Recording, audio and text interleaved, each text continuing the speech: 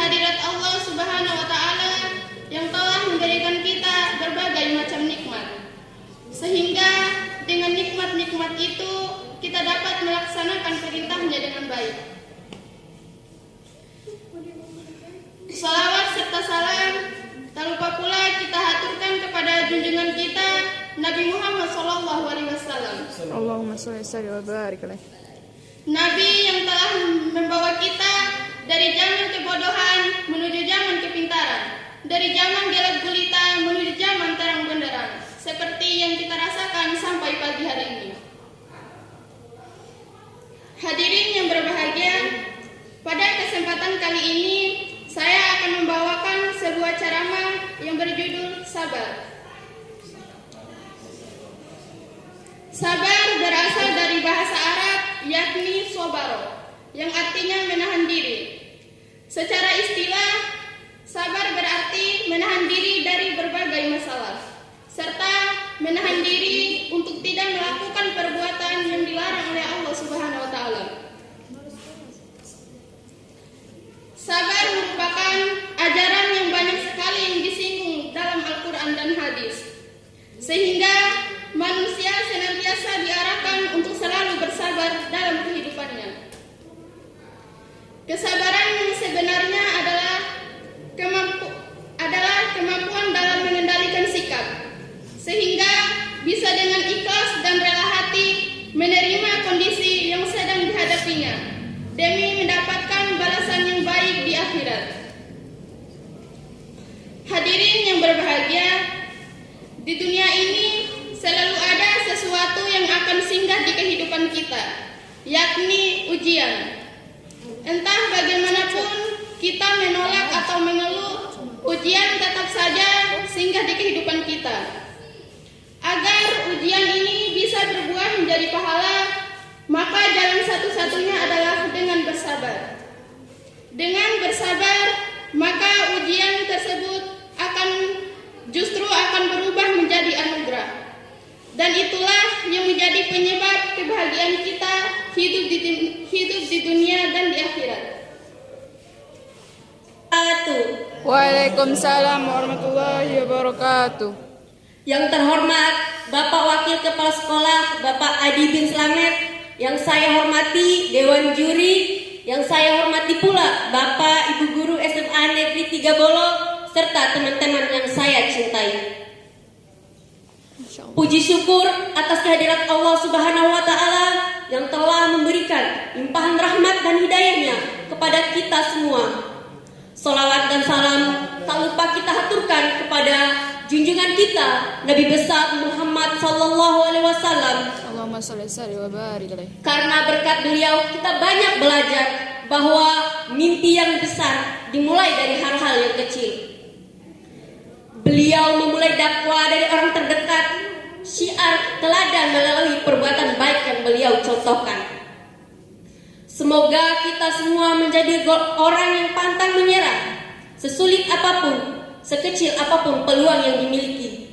Semoga kita menjadi golongan orang yang gigih dalam mencapai apa yang kita inginkan. Selalu semangat layaknya pejuang kemerdekaan, selalu bersandar kepada Allah layaknya Nabi meminta pertolongan. Pada kesempatan di pagi hari yang cerah ini, izinkan saya menyampaikan ceramah singkat tentang sholat. Sholat merupakan suatu kewajiban bagi pemeluk agama Islam. Rasulullah SAW bersabda, sholat itu seperti sebuah tiang di dalam agama. Hal ini diibaratkan seperti rumah. Jika sebuah rumah tidak memiliki tiang atau tembok sebagai penyangga, maka rumah tersebut akan roboh dan tidak mampu untuk berdiri. Mengingat betapa pentingnya sholat, bahkan orang yang sakit pun masih dianjurkan untuk sholat. Jika tidak mampu melaksanakannya dengan berdiri, bisa sembari duduk ataupun berbaring, sesuai anjuran yang sudah ditetapkan.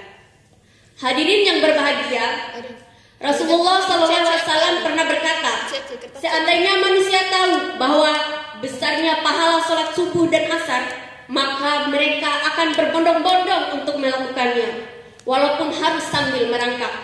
Hal ini menjadi suatu bukti bahwa besarnya pahala dari melakukan sholat. hanya menjadi suatu kewajiban, tetapi juga menjadi bukti tanda keimanan kita kepada Allah Subhanahu wa taala. Allah Subhanahu wa Semana kritika bolo yang saya cintai.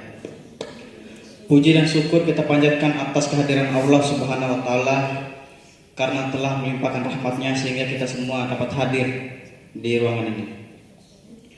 Salawat dan salam tidak lupa kita panjatkan kepada Nabi besar ya Allah Subhanahu wa taala, Nabi Muhammad SAW. Allahumma salli wa Semoga barik kita alaihi. semua mendapatkan syafaat di hari kelak. Amin amin amin ya rabbal Rabbil alamin. alamin. Pada pagi hari ini saya akan membawakan ceramah singkat yang berkaitan dengan kematian.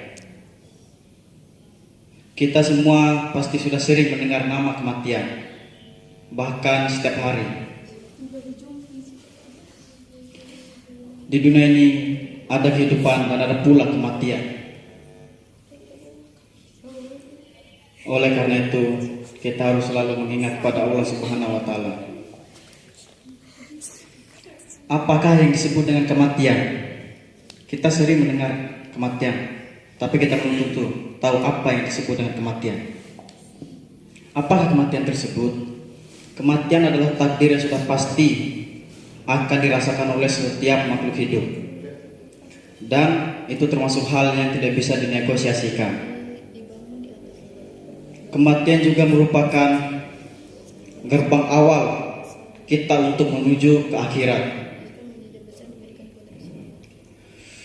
Proses kematian tidaklah mudah, sebagaimana sabda Nabi SAW dalam hadis riwayat Bukhari, yang artinya, tiada Tuhan selain Allah, sesungguhnya di dalam kematian terdapat rasa sakit. Ketika nyawa dicabut, nafas kita akan tersenggah-enggah, mulut kita akan dikunci, badan kita tidak akan berdaya, dan pintu taubat tertutup.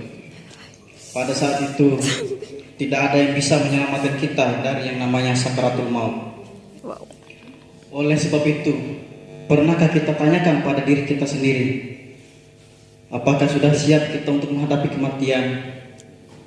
Apakah sudah siap kita untuk menuju dunia akhir? Apakah sudah cukup amal yang kita peroleh selama ini? Dan apakah sudah siap kita untuk bertemu Robbi?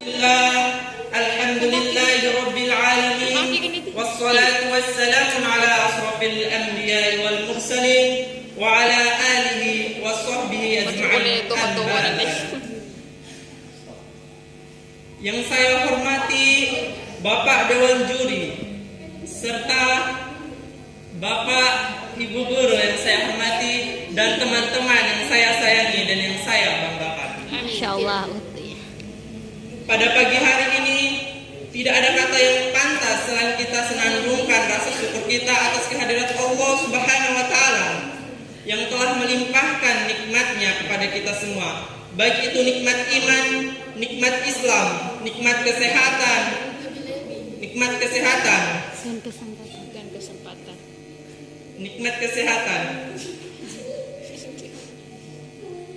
Bahkan sampai nikmat sempatnya kita melangkahkan kaki kita ini dari rumah ke sekolah tercinta ini. Mungkin teman-teman yang lainnya masih disibukkan dengan panen padi, panen jagung, jalan-jalan ke tempat wisata, jalan-jalan ke tempat yang tidak jelas.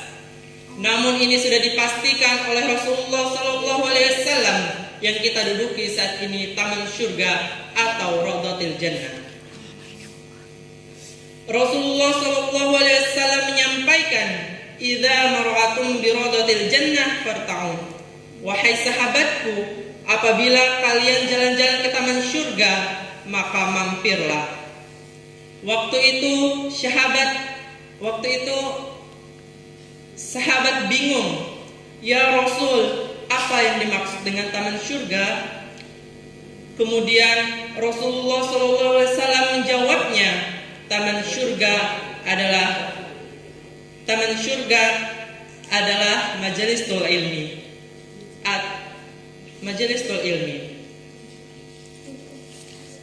Jadi, yang kita duduki saat ini adalah majelis ilmu. Salawat serta salam semoga kita tetap tercurahkan kepada junjungan kita Nabi besar Muhammadin sallallahu alaihi wasallam yang kita nantikan syafaatnya di yaumil qiyamah nanti. Semoga kita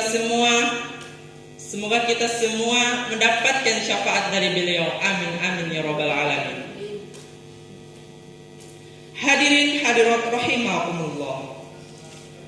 Setiap langkah kita, setiap hembusan nafas kita melangkahkan ke Wassalatu wassalamu ala asrafil anbiya'i wal mursalin wa ala alihi wa ashabihi ajmain, amma ba'd. Pertama-tama dan yang utama, marilah kita panjatkan puji syukur terhadap Allah Subhanahu wa taala yang telah memberikan kita nikmat, yaitu nikmat iman, nikmat Islam, lebih-lebih nikmat kesempatan pada pagi hari ini.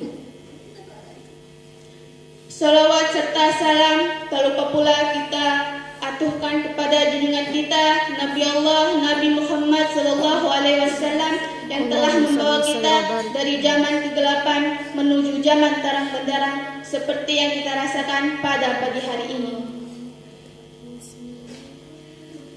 Yang saya hormati Bapak dan Ibu guru dan teman-teman sekalian, berdirinya saya di sini.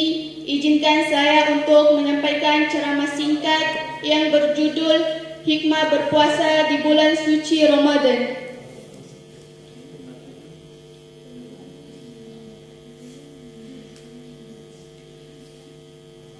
Maha suci Allah yang telah memerintahkan kita untuk berpuasa di bulan suci Ramadan, sebagaimana firman-Nya Allah Subhanahu wa taala di dalam surat Al-Baqarah ayat 183 yang berbunyi,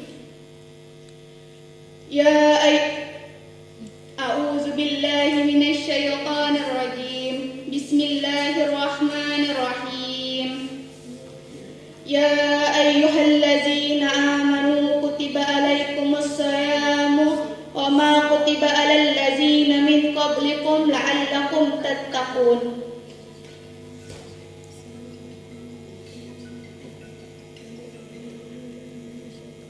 Artinya,